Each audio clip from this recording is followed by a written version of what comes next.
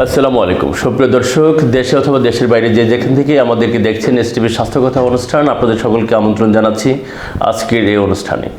আপনাদের সাথে আছি আমি এম এ হালিম সিদ্দিকী, আর আমাদের স্টুডিওতে অতিথি হিসাবে উপস্থিত হয়েছেন ডাক্তার এ আতিক। আমরা কথা বলবো বর্তমান সময়ের প্রেক্ষাপটে যে বিষয়টি নিয়ে বেশি মানুষের কাছ থেকে অভিযোগ আসে, সেটা হচ্ছে কনস্টিপেশন অথবা কোষ্ঠকাঠিন্য।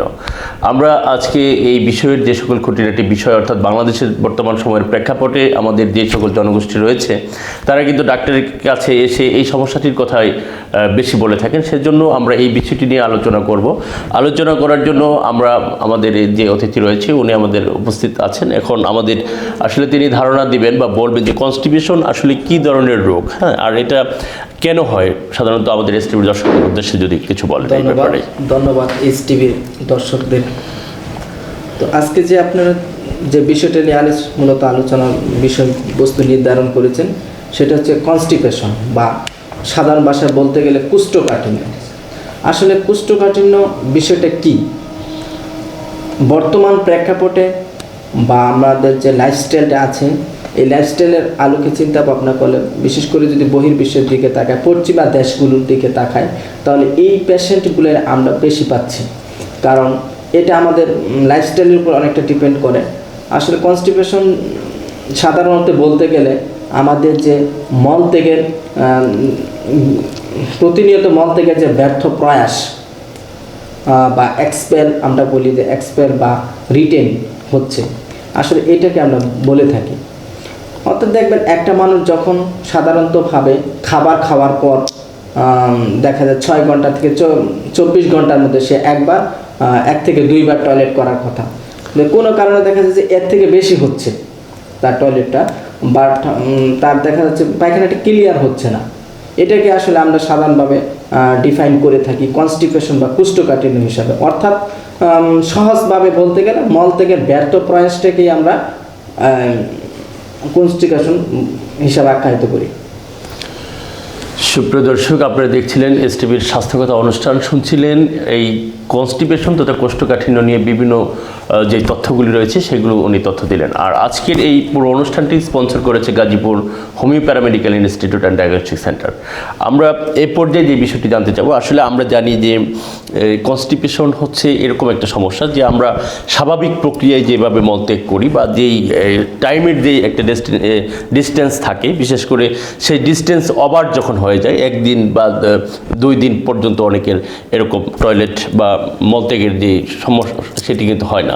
এটাকেই কিন্তু আমরা স্বাভাবিক নিয়মে কনস্টিপেশন বুঝি।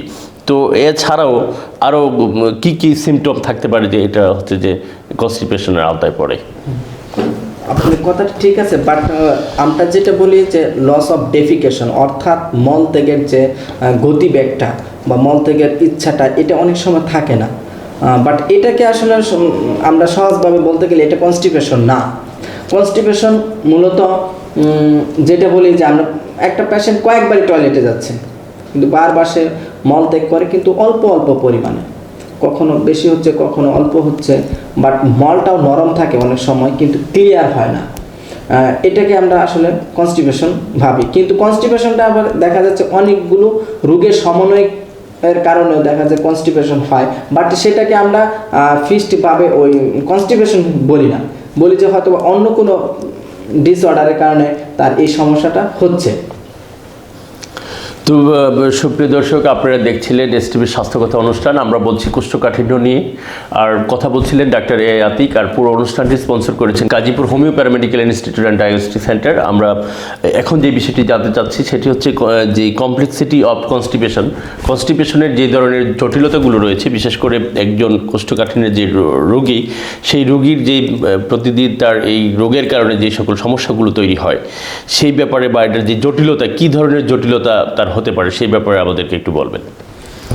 জি, আসলে কমপ্লিকেশন অফ কনস্টিপেশন অর্থাৎ এর ভাবিপলটা একটু জটিলতা যেটা আমরা বলি সেটা হচ্ছে এটা থেকে হতে পারে তার ইন্টেস্টাইন অবস্ট্রাকশন হতে পারে, বা দেখা যায় যে দীর্ঘ সময় থাকার কারণে তার এই যে কনস্টিপেশন মলত্যাগ হচ্ছে না বা নিয়মিত হচ্ছে না, ইরেগুলার হচ্ছে, এর কারণে দেখা যায় যে তার লিভারে সিরোসিস হতে পারে, তারপরে মলগুলান প্রতিনিয়ত ইন্টেস্টাইন লার্জ ইন্টেস্টাইনে আটকে থাকার কারণে একটা পচনশীল একটা অবস্থার সৃষ্টি হয়, একটা গ্যাস পাম্প করতে পারে।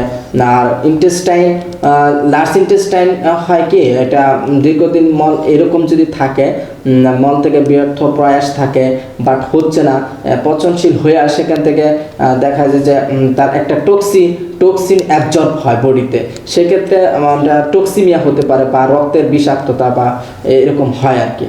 তো এটা একটা সমস্যা বড় ধরনের। সেক্ষেত্রে অবশ্যই আমরা কোনো ডাক্তারের কাউন্সিলিং নিতে হবে এই বিষয়ে, যে আমার তো দীর্ঘদিন হচ্ছে এরকম মল ত্যাগ হচ্ছে না।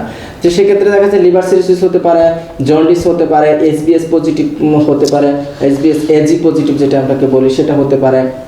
এখানে আমি আপনাকে একটু থামিয়ে দিয়ে একটা কথা বলতে চাচ্ছি, যেটি হচ্ছে যে আমরা জেনে থাকি বা অনেক পেশেন্টরা অভিযোগ করে বলে যে এই কনস্টিপেশনের জন্য তার অ্যানাল ফিশার বা ফিস্টুলা বা এই টাইপের কিছু জটিলতার কথা বলে, এই ব্যাপারে আপনি কিছু বলবেন? হ্যাঁ, ঠিক বলেছেন। এটা দেখা যায় দীর্ঘদিন এটা থাকলে হয় কি, একটা মলদারের উপর এক্সট্রা একটা প্রেশার করার পর হয় দেখা যায় যে তার মধ্যে একটা অ্যানাল ফিশার হতে পারে, পাইলস হতে পারে, বা দেখা যায় রেকটামের যে গ্ল্যান্ডগুলো আছে এগুলো ফুলে ফেপে যেতে পারে, পেইন হতে পারে, বার্নিং সেন্সেশন হতে পারে। এই ধরনের হওয়ার পর ব্লিডিং এর মতো সমস্যা হয়, ব্লিডিং এর মতো সমস্যা হতে পারে। বাট দেখা যায় মলটা যদি আবার হার্ড হয়, অনেক সময় দেখা যায় যে এক্সট্রা একটা প্রেশার করে মলদারে, সেক্ষেত্রে মলদার ফেটে গিয়ে অ্যানাল ফিশার হিসাবে আমরা ওইটাকে ডিটেক্ট করে থাকি। তো আপনি যে বিষয়গুলো বললেন যে একজন কোষ্ঠকাঠিন্য রোগী তার কনস্টিপেশন রয়েছে, তার এইখান থেকে কিন্তু সে যে ফিস্টুলা বা গেজ অথবা ওই যে অ্যানাল ফিশারের মতো প্রবলেম হতে পারে। তো এই সকল প্রবলেমগুলো যখন এখন একত্রিত সমন্বিত হয়, সেক্ষেত্রে যেহেতু আপনি একজন হোমিও ডক্টর, সেক্ষেত্রে আপনাদের এই হোমিওপ্যাথিতে এটার কার্যকর কী ধরনের চিকিৎসা রয়েছে বা আপনি এটা কীভাবে হ্যান্ডেল করেন সেই পেশেন্টগুলো? খুব সুন্দর প্রশ্ন করেছেন। এটা আসলে হোমিওপ্যাথিকে আমরা যে ট্রিটমেন্টটা করি, আসলে ওষুধ তো আছে, ওষুধ ডিপেন্ডিং আছে, এছাড়াও দেখি যে তার লাইফস্টাইলটা কীরকম, তার হিস্ট্রিটি নিয়ে থাকি আমরা, রোগীদের কেস্টিংটা করে থাকি সঠিকভাবে। দেখা যায় যে তার ওষুধের উপর তো তার নির্ভরশীলতা আছে, পার্টটা তার যে চলাফেরা সেটা কি আসলে ঠিক আছে কিনা, তার খাওয়া দাওয়া ঠিক আছে কিনা, তার ঘুম ঠিক আছে কিনা, তা সে সঠিকভাবে শাকসবজিগুলো খাচ্ছে কিনা, ফাইবার জাতীয় খাবারগুলো সে বডিতে কি ঠিকভাবে দিচ্ছে কিনা, বাট এইভাবে আমরা আসলে হিস্ট্রিটা নিয়ে থাকি। এরপরে আমরা ওই অনুযায়ী লক্ষণ সাদৃশ্য হোমিওপ্যাথিক যে ওষুধগুলো আছে সেগুলো, আর ইনভেস্টিগেশনের ক্ষেত্রে যে আমরা সেটা করতে পারি, রুটিন এক্সামিনেশন করি স্টুলের, তারপরে হুল অ্যাবডোমেন আল্ট্রাসাউন্ড, কলোনোস্কোপির মধ্য দিয়েও কিন্তু এটা ডিটেক্ট করা হয়। হ্যাঁ, বলছেন কলোনোস্কোপিটা আমরা করি যে আসলে তার কি অবস্থা, কারণ তার কি কোলনগুলেন কি অবস্ট্রাকশন হয়ে আছে কিনা বা কোনো প্যাচ লেগে আছে কিনা, অনেক সময় এরকম থাকলেও কিন্তু তার পায়খানা হয় না। তো সুপ্রিয় দর্শক, আপনারা দেখছিলেন এসটিভির স্বাস্থ্য কথা অনুষ্ঠান, আর শুনছিলেন যে কোষ্ঠকাঠিন্য তথা কনস্টিপেশন নিয়ে যে সকল জটিলতা মানুষের মধ্যে সৃষ্টি হয়, সেগুলো নিয়ে কিন্তু আমাদের ডক্টর সাহেব অত্যন্ত সুদৃঢ় এবং সুন্দর তথ্যবহুল আলোচনা করছেন। আর আজকের এই পুরো অনুষ্ঠানটি স্পন্সর করেছেন Gazipur homeo paramedical institute and diagnostic centre.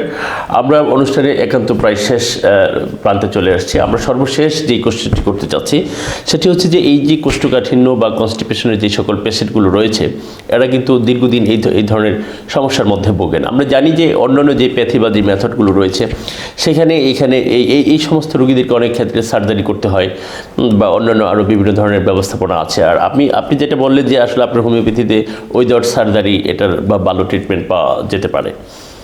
আর সেই সাথে আরেকটা প্রশ্ন আমি রেখে যেতে চাই যে এই ধরনের রোগী যারা রয়েছেন তাদেরকে বিশেষ করে তাদের দৈনন্দিন জীবনযাপনের ক্ষেত্রে তাদের খাদ্য তালিকার কথা কিছুক্ষণ আগে আপনি বলেছেন, দৈনন্দিন যে জীবন প্রবাহের ক্ষেত্রে কী ধরনের পরিবর্তন আনা দরকার বা এদের সাথে কী ধরনের সংযোজন বিয়োজন করলে তাদের এই সকল সমস্যা থেকে তারা পরিত্রাণ পেতে পারে, সেই ব্যাপারে আমাদেরকে বলবেন। দেখেন, আসলে কিছু বিষয় আছে, যেমন কোলোনোস যেটা ইন্টেস্টাইন অবস্ট্রাকশন যেটা আমরা ডিটেক্ট করে থাকি, এটার ক্ষেত্রে আসলে কিছু সার্জিক্যাল বিষয় আছে। যদি এই ধরনের কোনো জটিলতা আসে সেক্ষেত্রে অবশ্যই এটা সার্জিক্যাল বিষয় হয়ে দাঁড়ায়। সেক্ষেত্রে অবশ্যই আগে এটা ইনভেস্টিগেশন, সেই সার্জিক্যাল বিষয়গুলোকেও আপনারা করতে পারেন বা আপনাদের মাধ্যমে কি সেই সার্জিক্যালগুলো হয়? এটা আসলে সার্জিক্যাল যে বিষয়টা সেটা আলাদা একটা ডিপার্টমেন্ট। সেক্ষেত্রে অবশ্যই কোনো সার্জনের পরামর্শ নিতে হবে বা কোনো একটা যেটা স্পেশালিস্ট আছে যারা, তাদের অবশ্যই পরামর্শ নিতে হবে। আর আপনি যে বিষয়টা বললেন যে ওই দৈনন্দিন জীবনযাপনের যে বিষয়টা বলেন, এটা আসলে একটা ইফেক্টিবল প্রভাব বিষয়।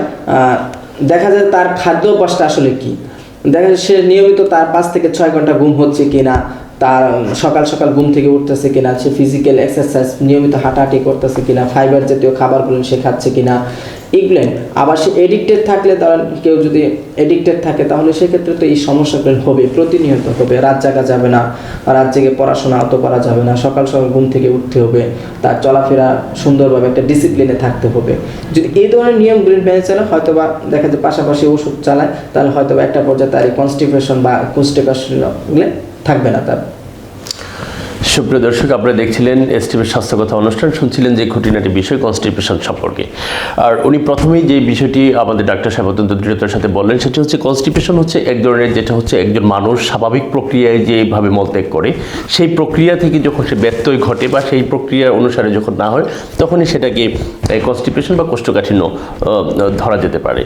আর আরেকটা বিষয় যেটা বললেন যে এই কোষ্ঠকাঠিন্যের যে ধরন সাধারণত রয়েছে, যে ক্লাসিফিকেশন, সেই ব্যাপারে কিন্তু আপনাদেরকে ধারণা দিল। তার থেকে যেটি বেশি মোস্ট ইম্পর্টেন্ট ব্যাপারটি, যে সকল রোগীরা এই ধরনের রোগে ভোগেন, তাদের ক্ষেত্রে যে জীবন প্রণালী বা জীবনযাপনের যেই নির্দেশিকা উনি দিয়েছেন, বিশেষ করে খাদ্যের মধ্যে আঁশ জাতীয় খাবার, শাক জাতীয় খাবার, এই ধরনের খাবার কিন্তু তিনি, সবজি, এই ধরনের খাবার খাওয়ার কথা ডাক্তার সাহেব বললেন, যে এইগুলো খেলে পরে স্বাভাবিক প্রক্রিয়ায় তার মলত্যাগের বিষয়টি আসতে পারে।